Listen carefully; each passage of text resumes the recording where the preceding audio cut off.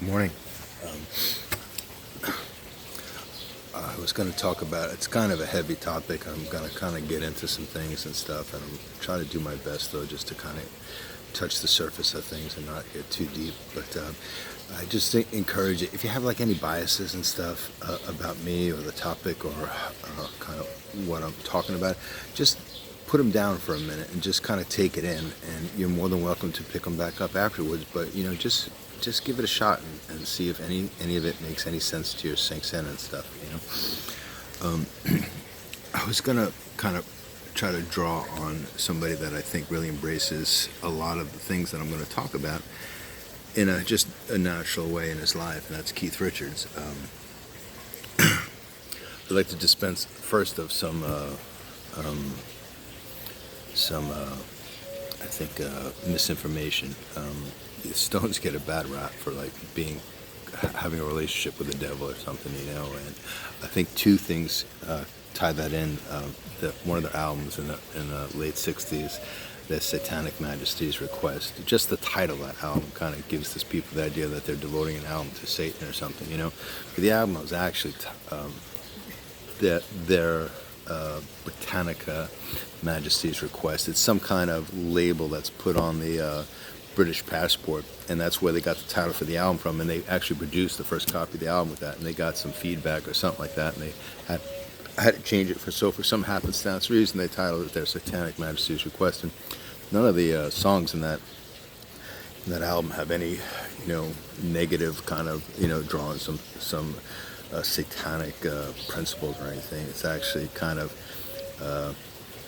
it's an okay album. It's not one of my favorites. I think Brian Jones, that was the last really influence that he had on any of the Stones' work. And Brian, in my opinion, was kind of this guy who wanted to bring all these effervescent qualities into the band's music and stuff, And it kind of wasn't my thing, and I don't think it was Keith and Mick's thing. And plus, Brian got really caught up in drugs, and they were all involved with drugs, but Brian's drugs just took him out of the scene, and he wasn't contributing to the band. That was kind of a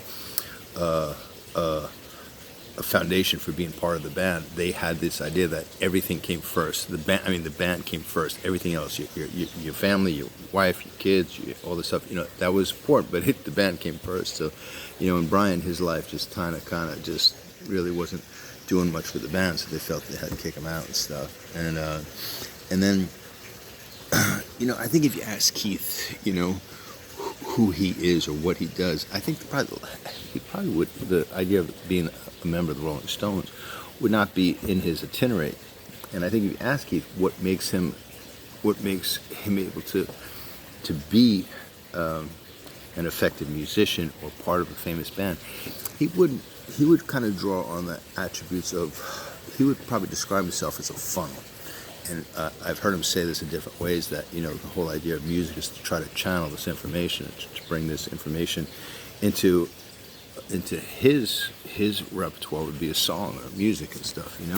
I heard in a conversation he had with Tori Amos was saying that he kind of told him that there's just one gigantic song in the sky, and each of us grabs little parts of that song and puts that out there, and there's kind of like this non-duality aspect of this infinity out there that we all grab a little bit of and try to incorporate it into our life, And I think a real challenge to us is during the difficult times in our lives when things are really difficult, to try to find a purpose in our life, to try to find a meaning. Like, we want to have a meaning to things. We want things to add up and stuff. And when they don't add up, we get really confused, angry, withdrawn, depression, all these things take place and stuff, And so I'm going to talk a little bit about, how to go about combating that. And just to get a little technical and stuff with the brain anatomy and things like that, I'm not a neurosurgeon or a neuroscientist, I do have some schooling, but not a heck of a lot, but I'm very autodidactic, man. I'm a hacker at it, but man, I totally research things and I study things, especially things that are related to me and things that I want to kind of get better at. So, part of the thing that makes us human, kind of gives us this really ability to process information and stuff, is the neocortex, or the frontal lobe of our brain. It kind of differentiates from animals and different things like that, because with the neocortex we kind of we're able to differentiate time, space. We're actually, the more in tune we are to the neocortex or the frontal lobe, the more able we are to kind of have what's called a I'm probably pronounced wrong, a spatial cognizance about us. We can process information and kind of see things in a outside of this, like specific. We see kind of the edges of things. We see this depth to perception. We kind of can accomplish reality in a very deep and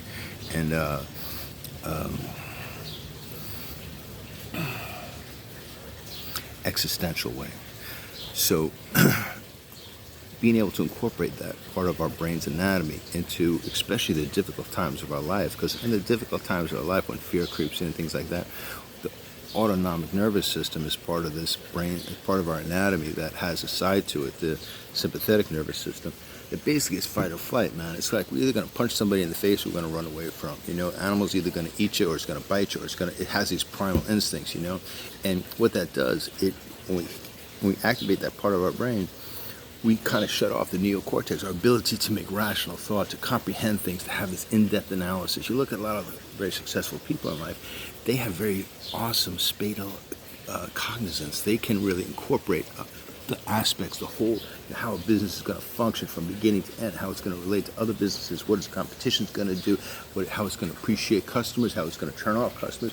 So that's very spatial cognizance, And so for us, trying to incorporate that part of our brain's anatomy when we're going through difficult times can be the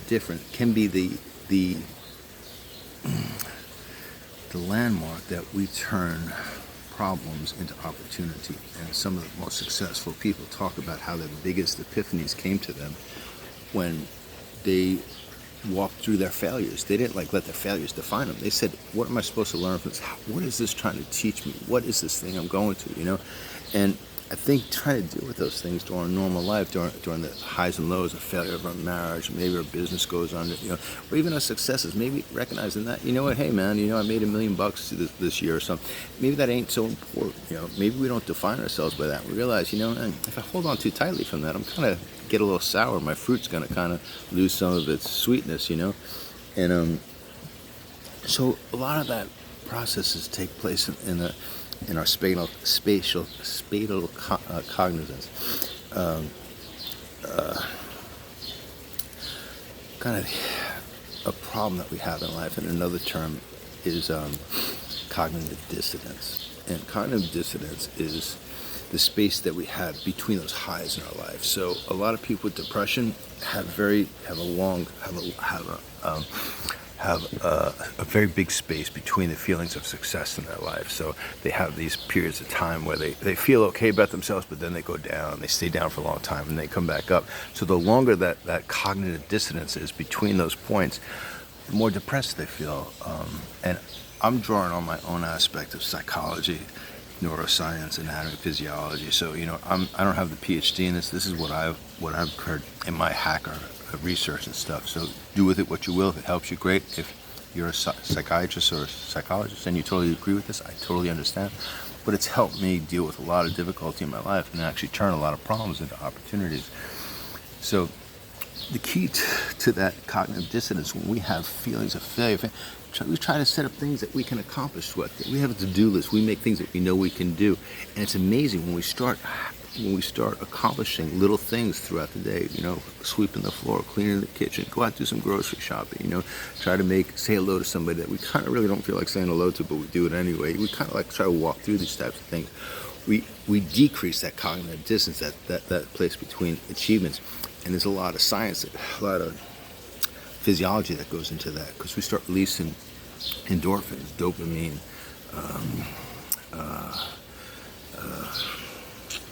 melatonin, serotonin, and different things that give us this kind of good feeling and stuff, So it's really difficult to talk about the brains, because it has overlapping parts of it and stuff. But a big thing with musicians and thespians who kind of find a way to process these difficult times and put them into art, whatever art that is. And you figure if your life is an art, and whatever we're doing with our life is an art. So the more we try to focus on that art, when we do that, we incorporate certain things with visual axioms, with audio axioms, with different ways that actually have an effect on the brain. They affect the amygdala of the brain. They create vibrational energies that affect the limbic system, the dysfunctional areas, the hypothalamus that may be overexcited or underexcited and stuff like that. And like I said, it's just a plethora, an enormous plethora of things that happen.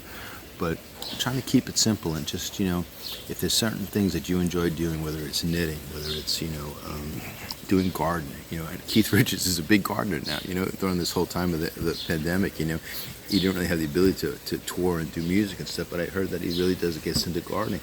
Gardening has a big effect on the brain, the ability to feel the soil, the ability to process depth perception with the different colors of the greens and the fertile soil and doing different things, the smell, the aromas, has a very powerful effect on the brain's ability to release neurotransmitters, neuromodulators, endorphins that really help your brain function in a much more functional way. So I could go on a lot about this, but I'm trying to keep this quick and not take a long time so that hopefully some people watch this and get some help from it, And I think that's the key to life, man. If we figure out a way to turn our difficulties, our problems, our failures into opportunity, then whatever God is, I think he wants us to do that, And one of the quotes from the Bible that I think is misunderstood is, love your enemy. I don't believe love your enemy is about, buy your enemy a gift and take him out to dinner. I believe that translation got misinterpreted from the original Arabic translation, where I think love your enemy was more about understand your enemy. Don't see your enemy in this primal aspect of good and bad. I'm either going to kill him or I'm going to eat him. Don't think of your enemy like that, but think of your enemy in a broad spectrum. See how they function. See how they think. What are their assets? Think of David and Goliath. David's this little freaking kid who's going to take on Goliath, but he, from what I understand, he wasn't afraid. David knew his capabilities. David realized Goliath was kind of like, had this really reptilian brain and stuff, and he was just going to think.